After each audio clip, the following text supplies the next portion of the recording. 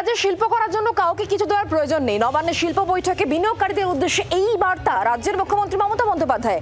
রাজ্যে শিল্প কোথায়, পাল্টা বক্তব্য বিজেপি মুখপাত্র সমীক ভট্টাচার্যের। ইন্ডাস্ট্রিকেও আমি বলবো, কোনো ইন্ডাস্ট্রি করবার জন্য কেউ কিছু চাইলে দেবেন না, প্রয়োজন নেই।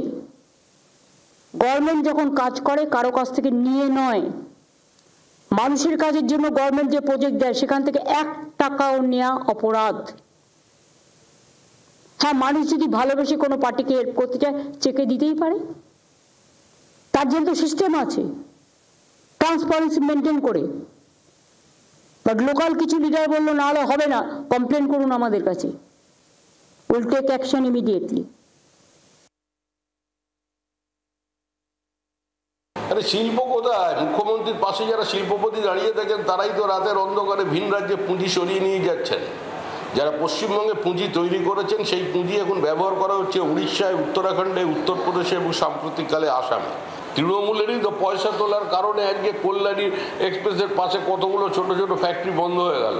তৃণমূল সরকার শিল্প বিরোধী সরকার, শ্রমিক বিরোধী সরকার, কৃষক বিরোধী সরকার। যতক্ষণ তৃণমূল ক্ষমতায় আছে পশ্চিমবঙ্গে কোনো শিল্প সম্ভাবনা নেই। বাংলার আওয়াজ, বাঙালির আবেগ, জি 24 ঘন্টা।